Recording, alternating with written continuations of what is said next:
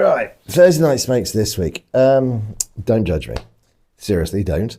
I'm going for a chocolate milkshake. Just really fancy the chocolate milkshake. And yes, it does go with cigars. Chocolate orange is better, but it does work. I'm also going for a Laphroaig though. So I'm going for something very peaty. Although this is the sherry oak finish. Don't have a great deal of that left. So Brian, just letting you know, as you got me this one, that this one's almost out. I will try and save you some. As that is a very peaty smoke though, smoky, let's start that again. As that is a very peaty whiskey and very smoky, I'm going to go for a big cigar for it. I've got quite a bit of editing I want to do tonight. I need to finish off some 101s that I've done with Gary for the podcast episode. I've done the first one, and that's in this, funny enough, this week's episode, because that comes out on Friday. Don't forget to watch it. Picking Placencia, that's the word. My brain is not working right now. So I'm going for a Placencia. This is a good 2.5 hour smoke.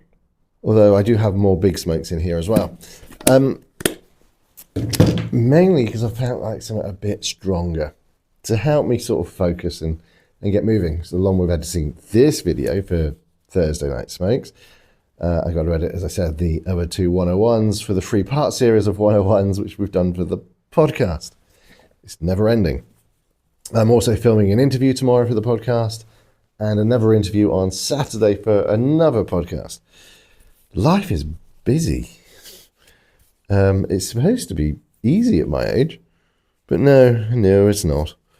I quite like this cigar because of the hexagonal shape to it. I think it really, really, really does give you an interesting smoke. Today, though, I thought I'd do something slightly unusual for me. I'm going to go for a straight cut. Now, I've got a Zyka, which I would normally use. I mean, as you can see, it doesn't really fit, if I'm honest. That's almost as big as that will take. But you don't want to take too much off. You only want to take about there off. If you're not confident with one of these, and you don't break it like I often do by throwing it around, I think that's how I broke the last one. You can get something like this. Now this I got gifted when I went to the cigar trade show back in May as part of Drew Estates stuff. It's a really good cutter. Feels a bit stiff. As the actual set of the bishop. I like these. Shouldn't say shit like that. I like these because it's a safety cutter. Although I have to admit, it doesn't really bother me because I always use a V-cut. But what you can do, because it's a safety cutter, you're not going to take too much off. So you just go in like that, and there you go. That's the perfect amount off almost every time. If you want a bit more, you could do it again and take another layer off. I tend to just do the one. I just felt like a straight cut for a change. This is also good because it's a cigar rest. So, like that. I have to admit, I do prefer my little wooden one there. There's a good sort of woody, walnut, dry draw to this cigar.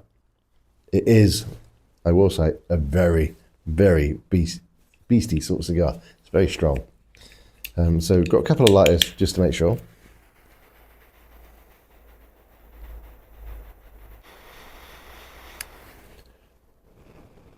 Nicely toasted. And then we're ready to just give it a go.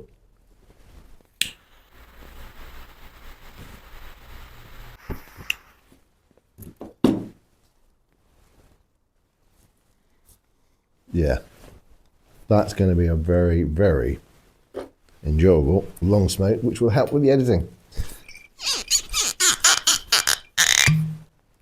That sound never gets old. I'd say there's probably 2 doubles left in that.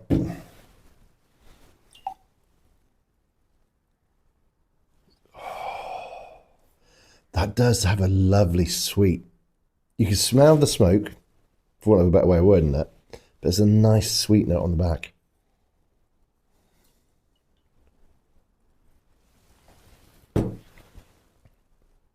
Oh, that's got a punch. You know, the older I get, the more I'm liking that stuff.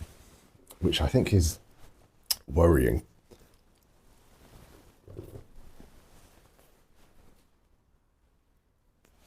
So yes, podcast comes out tomorrow. We have Guy Smith from Smith of Evans Vineyards. He's talking about his time in the industry because he used to be a big buyer for like Diageo and all that lot. So he used to buy wine by the hundreds of thousands of litres. So he was a very experienced taster, which is why he then went off and made his own vineyards. His wine's very good. I am slightly biased. I've known him a few years. But yes, his wine is very good. So check out that podcast interview. It talks about his career, where he started, his passion for it, what they've won, because they've won several awards, and just where the market's going with English wine in general, and where the climate's going, because our sparkling wine is as good as the champagne was back 30 years ago from France. So there's an interesting little nugget that I wasn't too sure about or wasn't aware of. So yeah, go check that out. Let me know. Do drop comments. Go follow the podcast channel. Go follow YouTube's The Tasting Hour. Subscribe to it because it really does help us, and I'd appreciate it. And yeah, I'm going to enjoy this very long smoke, which actually pairs very well with that. And then I'm going to enjoy the milkshake whilst I edit. And I shall catch you guys on the next video.